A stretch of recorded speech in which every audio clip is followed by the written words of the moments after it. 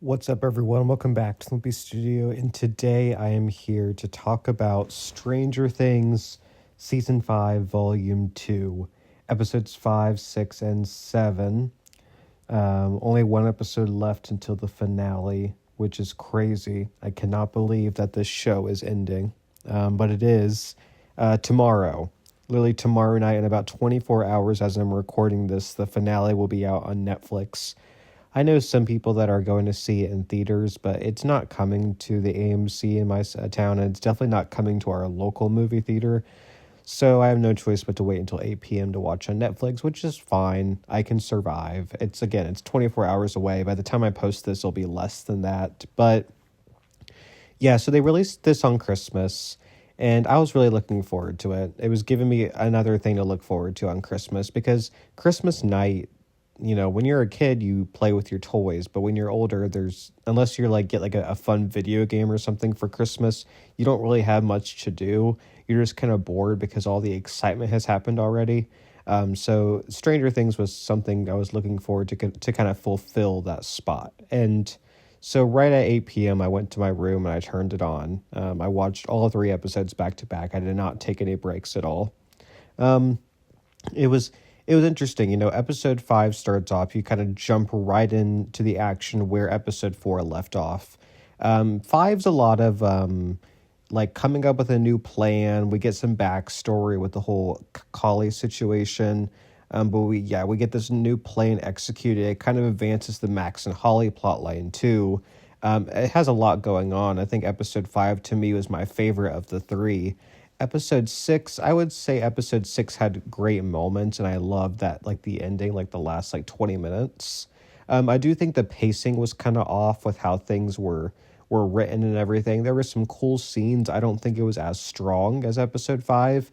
And episode 7, I think, had some great scenes too, but it felt a lot slower and not really what I was expecting for the penultimate episode. It was a lot of setup, a lot of big group scenes, figuring out a plan, but it kind of got a little old after a while. I'll kind of talk more about specifics as I go through this, but yeah, I would say 5 to me was the best of the 3. Specifically, I really enjoyed the scene where Will saved Max. I thought that was a really well executed scene that actually felt like it had a bit of stakes, considering he was able to break Vecna's leg.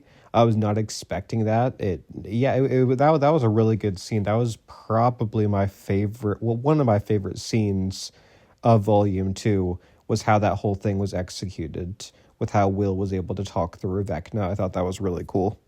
I thought the way that Collie, what she's been up to, was explained was also really good in episode 5. The Steve and Dustin fight was really good, and I'll kind of talk about that when I talk about their relationship in particular. I thought that scene with them was really well done. So, yeah, I was definitely happy. The only thing was the whole cliffhanger that everyone's going to die. Dustin screaming that out when he finds out something. I thought that was kind of silly because we knew that wasn't going to happen.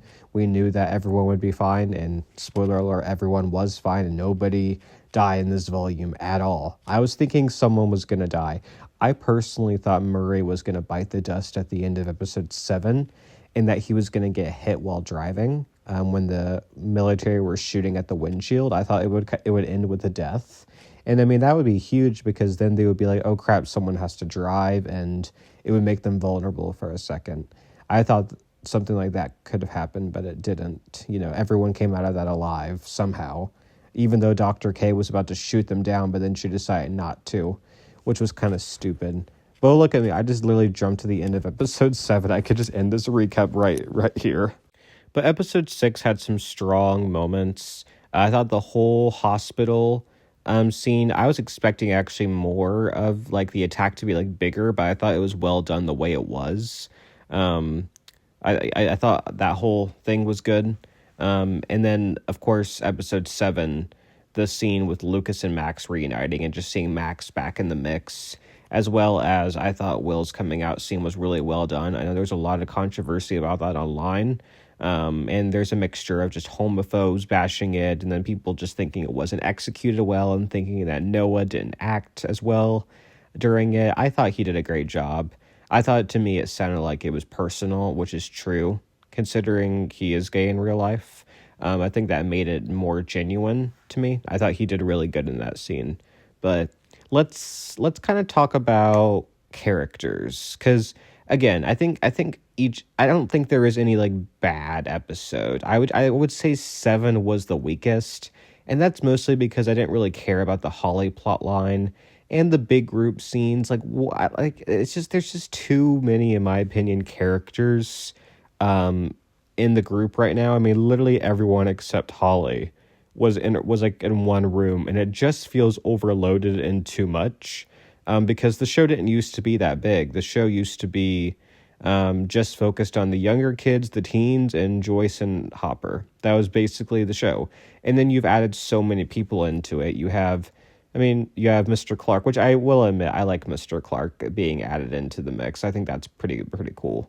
But yeah, Murray, you have Collie, you have other characters. Robin's been added. I mean, some of the characters I understand. It just, there's a lot of characters that episode 7 kind of reminded me. We have a huge cast, and just seeing them all in the same area, I just don't think it really worked. But that's just me. But let's talk about characters. So first up, 11. She, like, this season, I would say, has definitely been lighter on her. She had some good moments in volume 1. She interacted with Hopper a lot. They had a lot of scenes together. And then in episode 4, she kind of fought with Dr. K a bit, and then found Collie.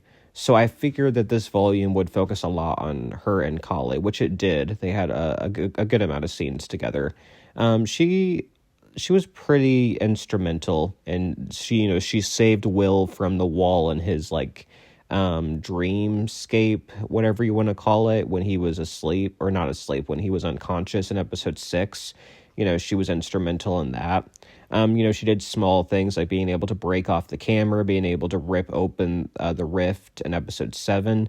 So she did a lot of things with her powers. I don't think she had as much emotional story in this part, and especially in this season as a whole. I don't think she's the emotional backbone. I think they've given it to Will, which I think works, because 11's had a lot of big emotional breakout moments in the show. So to kind of give it to someone else, I don't really mind.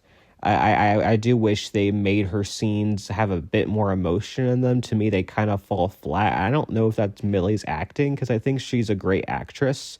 I think her scene with Mike when they were sitting at the tub, I thought that had a lot of potential to be a really good scene, and it just kind of fell flat to me.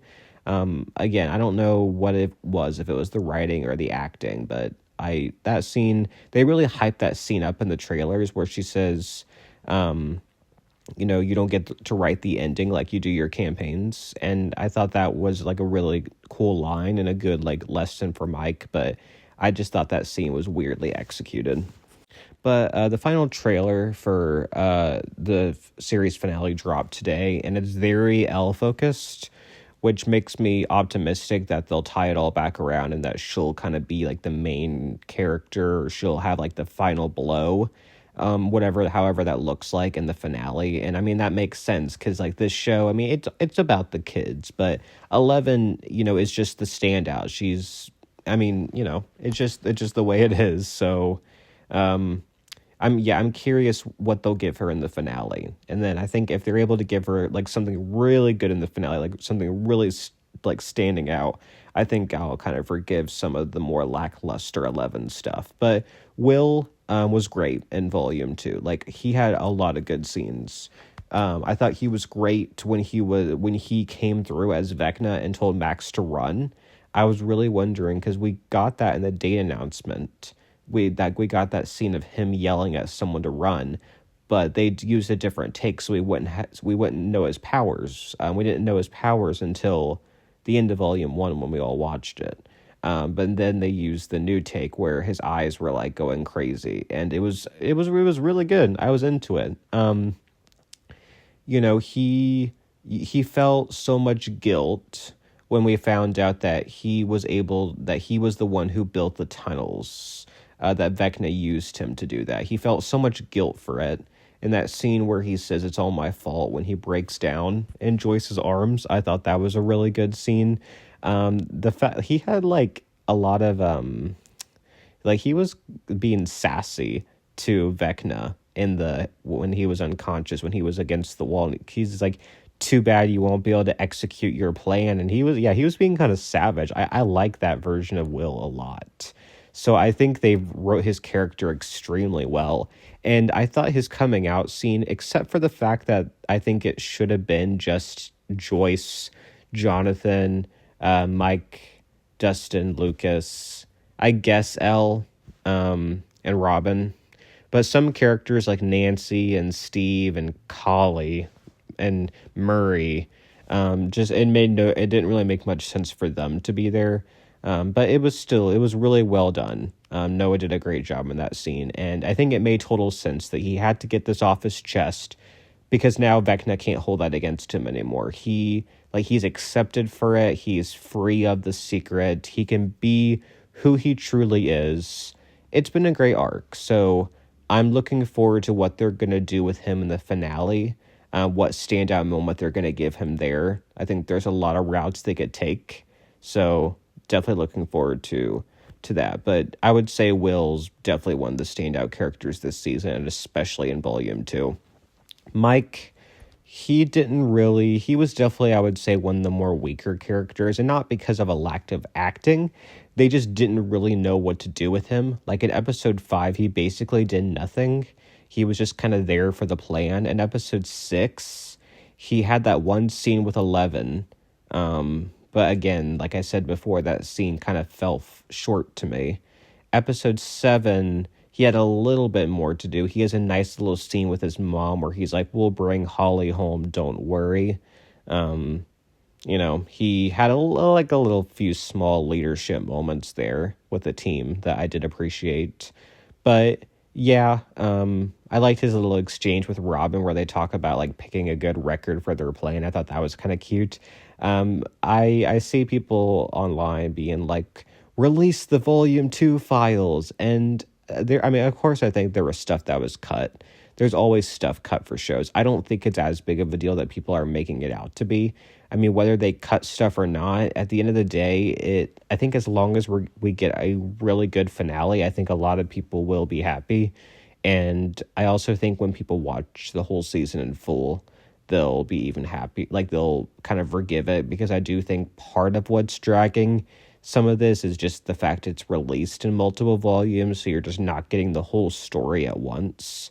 I think that's the hard thing, because with season 4, you got a lot in both drops. You got way more, and season 4 was also longer. I do think the episodes for season 5 are a bit too short. Like for episode 6 being like such a big thing with like the whole escape and the whole hospital thing, I definitely think that should have been at least an hour and a half. They could have at least written that out for another 15 minutes and given us more there. But they didn't. So I don't know. I think episode 7 very easily could have been like upwards to an hour and a half, hour and 45. Episode 5, I think, worked the way it was for only being at an hour. I thought we got a lot of good content there. But yeah, Mike was definitely, I would say, one of the weaker characters. Again, not because of acting, just they didn't really know what to do with him. Lucas, I would say, was better in Volume 2. He had good moments. He was the one who came up with the whole plan to shock the demos. I thought that was good. He had to escape with Max, escape from the demos. I thought that was all really good. And then, of course, the scene where Max woke up and Lucas embraced her was really good. And I'll talk about that when I get to the Lucas and Max of it all, their relationship. But yeah, I like Lucas and, just how much he was there for Max. And he came up with good ideas for the team, too. I would say he definitely was stronger than Mike in Volume 2. Dustin was, I think he was in peak form. He was the one who put together the whole thing about the upside down being a wormhole, which makes total sense because he's just the science nerd out of all of them. So it made total sense that he was the one to piece it all together. I definitely think he was less standoffish in this volume, and he was actually like open to like working as a team and putting his own issues aside for the greater good of the group.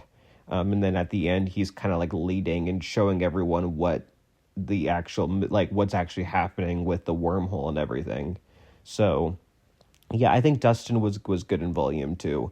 Steve was good. I don't think Steve is as strong this season as previous seasons, but he called Dustin out for the whole Eddie thing, which I'm going to talk about later. But that's like the most aggressive we've seen Steve in a while, in a hot minute. Like the most kind of cruel he's been. But in this sense, I think some of what he said was like fair and warranted. But he's come a long way to the point where he was able to kind of demonstrate a plan to the group. A lot of plans. You had a lot of people like kind of like talking the plan through. It kind of got a bit old after a while. That was one of my issues with episode 7, is that you had Dustin explaining a plan, Hopper explaining a plan, then Steve explaining a plan. And in episode 5, you had Lucas and Erica coming up with plans. In episode 6, you had Robin coming up with a plan. I think they explain the plans a bit too much, when we as the audience, we really don't need to hear what the plans are. We can just see them being acted out. I thought the scene in episode 3 where Mike's explaining the turnbow trap like plan and what's going to happen there, I thought that worked because they use D&D figures, and that's, I think, kind of classic to the show. But I do think just using records, just using like the like props for like a tower and all of that, I just think it's kind of silly to like just keep explaining plans and instead of just doing them. I think we as the audience are smart enough to be able to follow along with a plan. We don't need to know the entire thing beforehand. But I don't know. Nancy was good in volume 2. She didn't have too much to do. But, her scenes with Jonathan, her major scene with Jonathan was good. She had like a nice moment at the end of episode 7 where she shot at the military. She came up from the top of the car and was able to, and shot at them. I thought that was a really good little scene. So yeah, I would say she didn't have a whole lot to do, but her small moments that she got were good. Jonathan, kind of the same with Jonathan. I thought he was really good in the breakup scene. And I really liked at the end when he was the first one to stand up and hug Will when he came out. So I think Jonathan, they could have done so much more with his character, but at this point, I think his arc's kind of wrapped up and they just don't know what else to do with him. Him and Nancy have broken up. He's proven himself to be a good brother and a good son. There's just not much left to do with his character. So while I do wish they could have maybe written him better in the past few seasons, I guess I'm fine with how they're ending his arc. Unless something big happens in the finale, we will see. Robin was good. I don't know if she was as strong as she was in volume 1, but she had a good scene with Will. She had like a good scenes and stuff with Vicky. I like that she was there at the end when Max woke up and was able to like kind of be involved in all of that, her and Vicky. I thought that was cool to give them something to do. Robin had a great line that I was like literally laughing out loud at when what was the context? It was Dustin saying something that they were going to use was too big, it's not going to fit. And then Robin says Steve hears that all the time and he goes in anyway. and Murray found that so funny. I thought that was hilarious. Robin's great.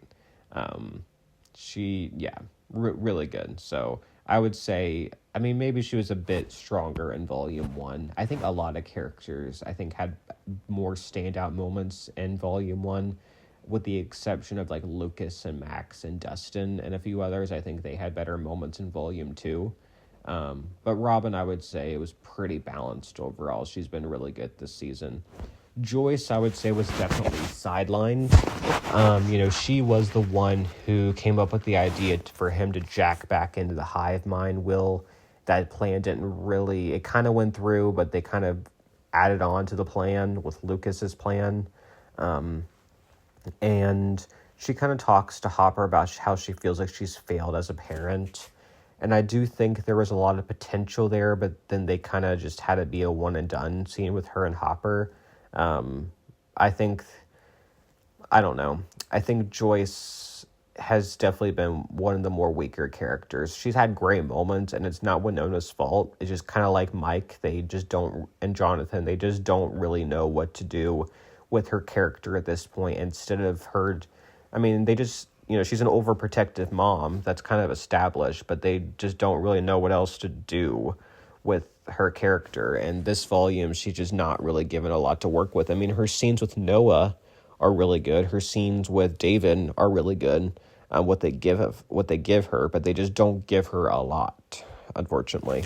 Hopper had some okay moments. He's kind of like a Debbie Downer in a bit. Like, we don't really see, except for the scene where he sees and reunites with Joyce, we just don't really see him actually be happy. He's pissed at Collie. He doesn't trust her. He's snapping at her. Him and Eleven are still have beef. He's just not, and this is Hopper. Hopper's never been, the most, joyful guy. He's always had, an edge to him. But, I don't know. Hopper's another character, I think they have kind of ran out of material for him. In a sense, just like with Joyce, they just don't really know what to do with the two of them at this point. I do hope that Hopper gets some kind of big moment in the finale along with Eleven, and whether that's he dies or he sacrifices himself or he saves someone, or I guess he kills Collie, which is also possible. They kind of set that up that maybe that's something he would do if it came to that. But I think Hopper's a character that he has good moments, and David does a good job at playing him.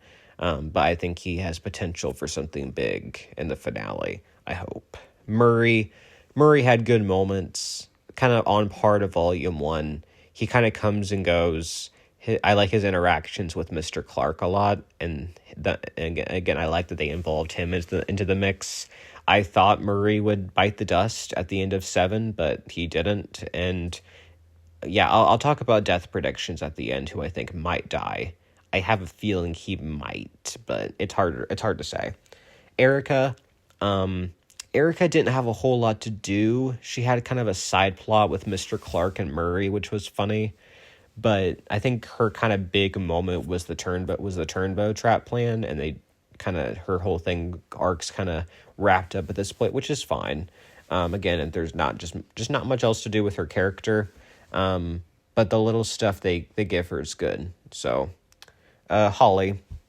So Holly, I think for some reason they've decided to sideline characters like Mike, Jonathan, Nancy to a degree, Eleven to a degree, Joyce, other characters, and they've given a lot of plot to Holly. And I get that Holly is the character that we know her the most of all the kids, so it makes sense for her to be the main player there.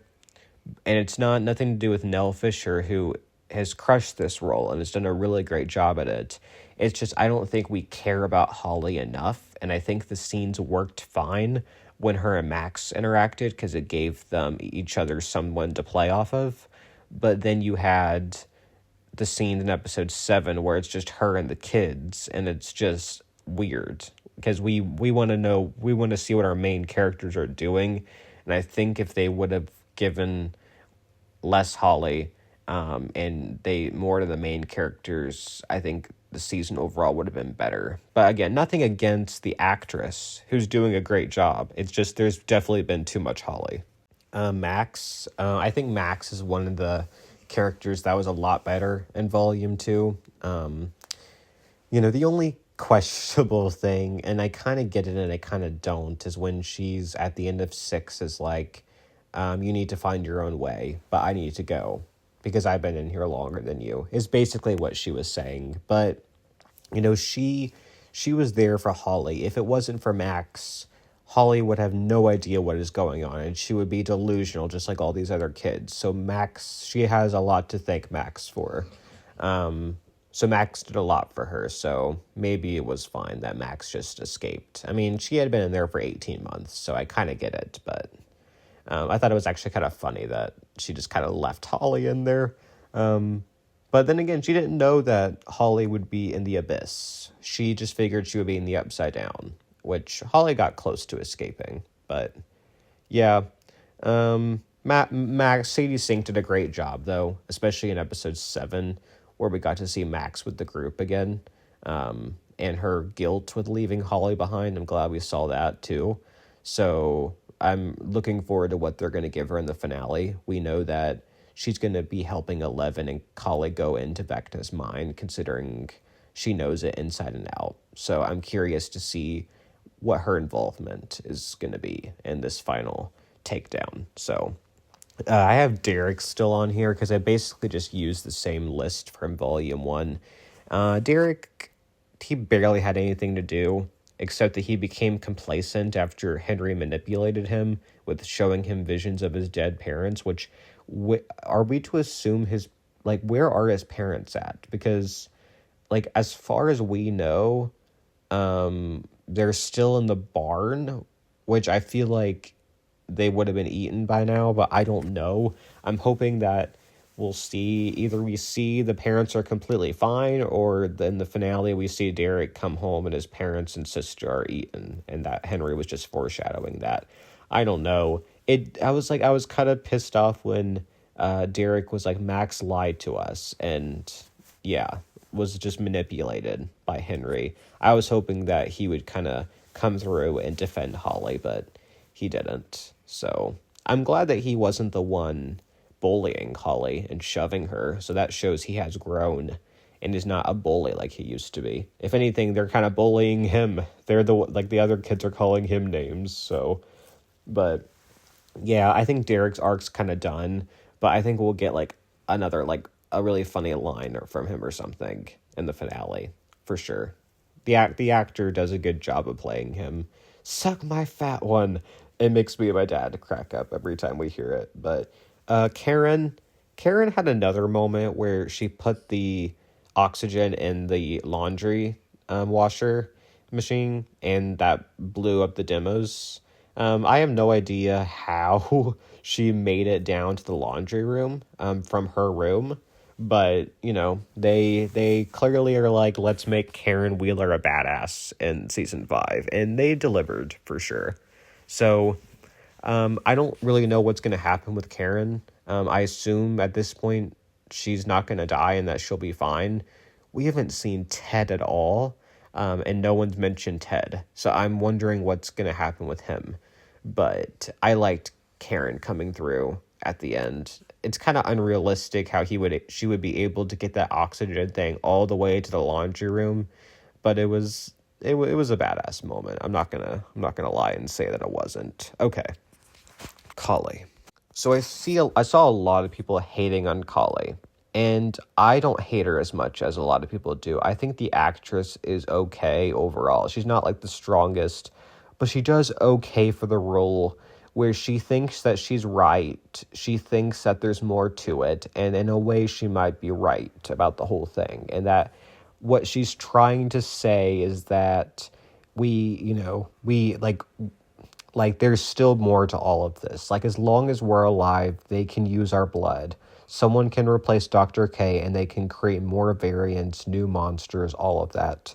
As long as we're still here. I understand what she's trying to say. I don't think she's wrong, and I don't think she's making stuff up.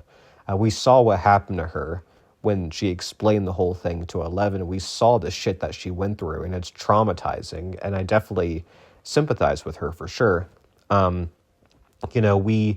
We don't want to see 11 die, so that's kind of why we're against Kali for the whole suicide pact thing. But she's been through a lot too.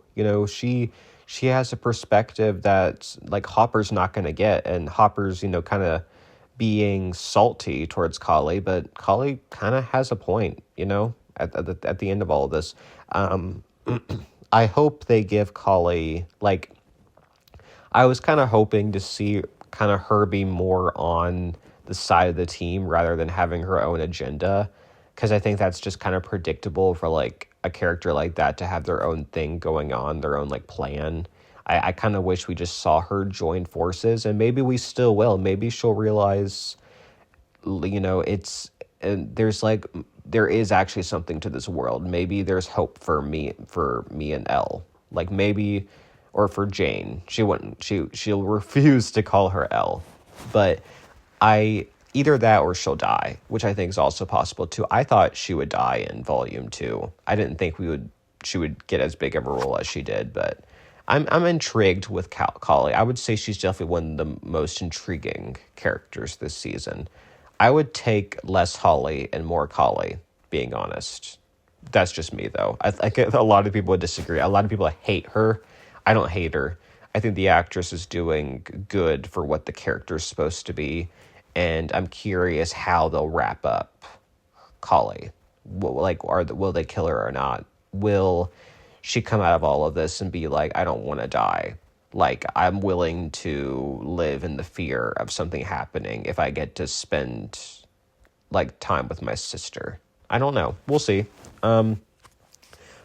K, boring. Sorry. The most boring villain on the show. I don't care at all. I don't care about the military. I'm so sick of them. They had potential to make her, like, a badass villain, and, like, they just don't know what to do with her. I just don't care.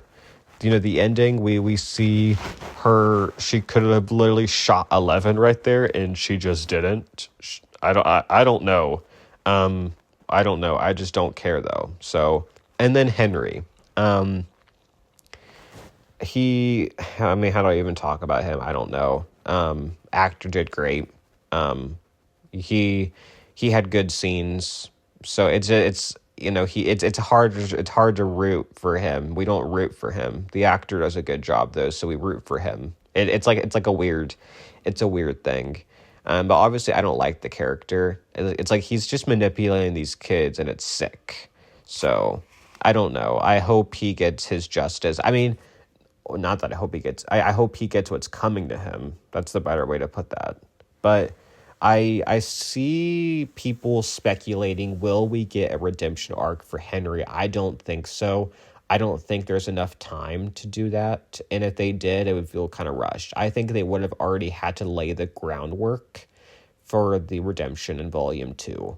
And they didn't. So I don't think it's going to come out of all of this that the Mind Flayer is the real villain and that Henry was just a scapegoat. I highly doubt that. I think he'll still be the ultimate villain in whatever way that looks like, and that he'll be finished off in whatever way that looks like. So, okay. Let's talk relationships.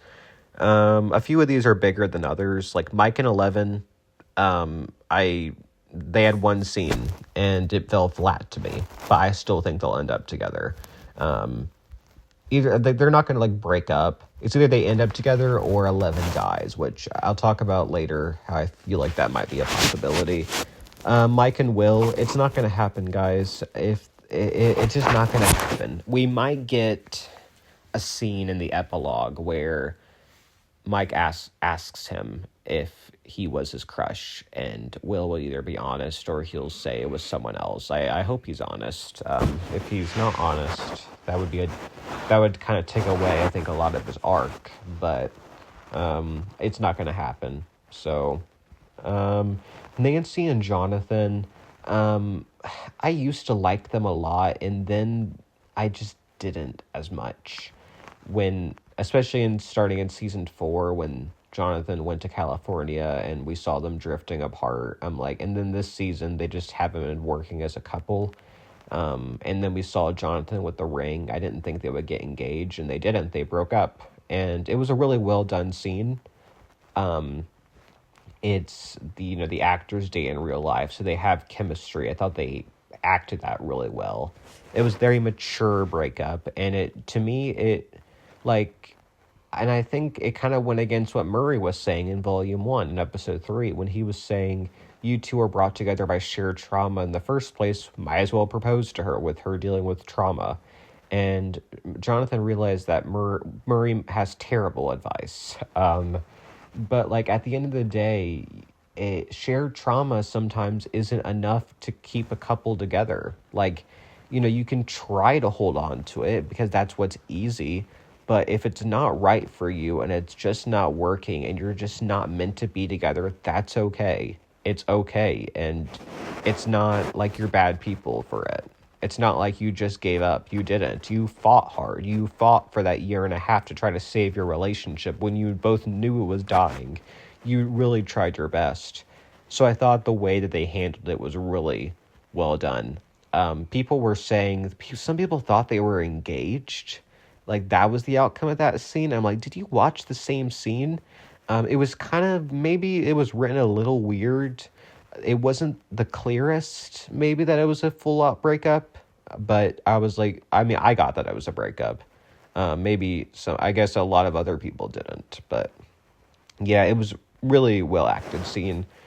Robin and Vicky were cute. Vicky's whole thing was actually so satisfying when she says, "You're unwell, Robin. You need mental serious help," and I couldn't help but laugh at that, because that is like like somewhat of a realistic like reaction to Robin just dropping all of that, and it makes sense for Vicky's character, who's just kind of anxious, kind of like Robin, but Vicky's kind of just anxious and scared and all of that. But yeah, it's interesting. They're definitely cute together though, so I have no doubt that they'll be fine going into the finale. Joyce and Hopper will also be fine. They had a few good scenes, so I think they'll be fine though. I'm not really worried about them. Lucas and Max, the standout couple in Volume 2. Those first 2 minutes of Episode 7 were some of the best, thing I've ever seen for, a couple on television. The best acted. You could feel the emotion. They both brought the acting chops to the table. They sold it for me. It was everything I wanted for that reunion. I was blown away. The music, the music broke me. I was teary-eyed at the start of Episode 7. Wow. Yeah, really, really well done scene, and I really hope we get their movie date. That has to happen in the epilogue, right? I want a movie date, and I want a kiss, and I'll be fine. That's all I need for them. I don't need them to get married. Going back to Joyce and Hopper, I would like to see a wedding. Because at first I'm like, are they going to try to do a Nancy and Jonathan wedding? But then that would be the job, that wouldn't give us a Jopper wedding, when I think most people would rather see that. I think there's a 50-50 whether we'll see a Jopper wedding. I don't know if a wedding makes sense for this show, but I think they deserve their happy ending. So I would like to see Jopper wedding and Lumax endgame. Those are the two biggest things that I want to see. But Dustin and Steve, so they had their big fight scene, right? It was intense, bigger than I thought it would be. I was not expecting a physical fight. I think Dustin needed to hear a lot of what Steve was saying about how Eddie wasn't a hero. He tried to be a hero, but he just wasn't.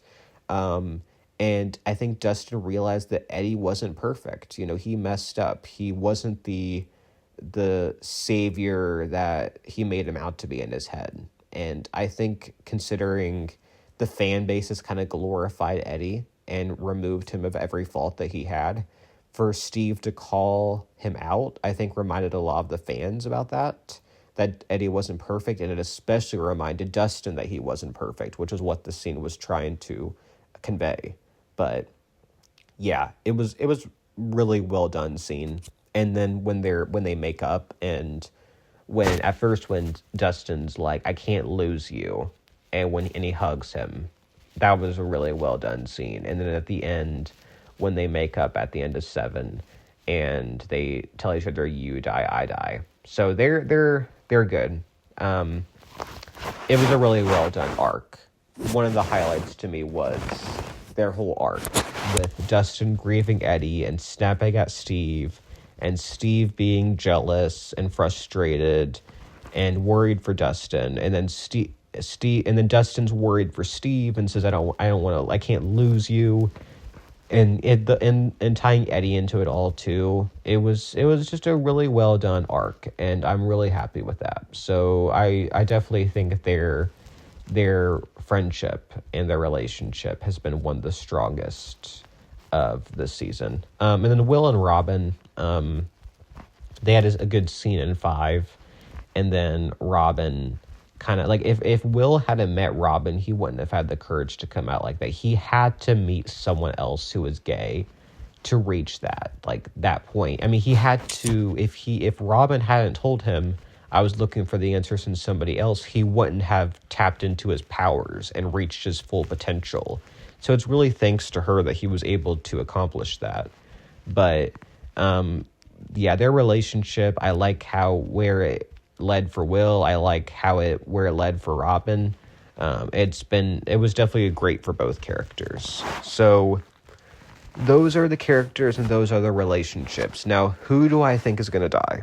So I think Kali is the most likely, whether that's Hopper kills her or she just decides to sacrifice herself on the bridge like she says she is. And I think that's more likely. I don't think we're going to see Hopper outright kill her. I doubt it. 11 is possible. It's 50-50 to me. I think her being with her sister would be somewhat of a fitting ending to her character, but I think her being with Hopper would be a more fitting end. So it's hard to say. It could go either way. I don't love the idea of 11 just deciding to do it because Kali wants her to. I think 11 should think and come to the conclusion that it's the best thing. And if that's what she thinks, then I would be satisfied with that. But if she's hesitant, then I don't want that for her. So I think it just depends on what her thought process is and what decision she makes and what she thinks is the best for all of this as to whether I would be fine with her death. So I think hers is 50-50. I think Holly's is more likely, like an 80-20. I don't see Holly coming out of this. Murray, I think, is like 50-50. Maybe, I don't know. I think, or maybe his is like a little bit lower. I think there's a good chance they could kill him off because it would impact some characters because some characters like Nancy and Jonathan and a few others were close to Murray. He gave them advice. He was kind of there for them in his own way. So I think there would be some emotional impact on the characters. Mr. Clark's probably the most likely to die out of anyone, maybe even more likely than Kali. There was a shot of Dustin screaming in the trailer, and I feel like that's most likely Mr. Clark dying. We could very well go through all of this, and Mr. Clark's the only one who dies, and everyone else lives happily ever after. I wouldn't be totally shocked.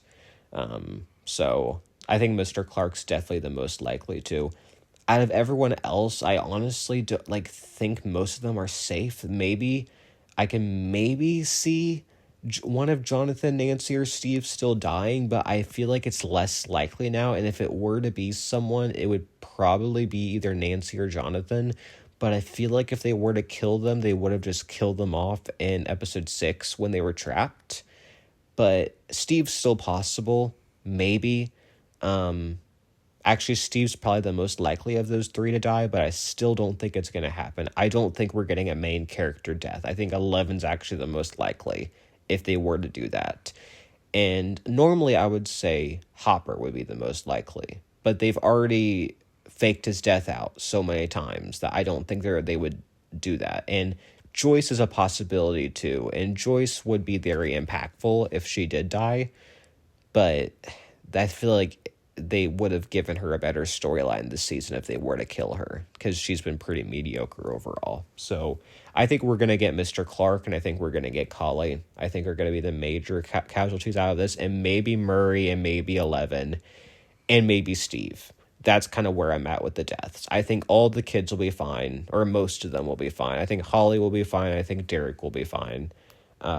So I think Dr. K will most likely die, and Vecna, Henry, whatever you want to call him, I think he'll most likely die too. So that's kind of where I'm at with all the characters' deaths. But comment down below, who do you think is going to die? What do you think of Volume 2? And what do you think is going to happen in the series finale that's coming out Wednesday?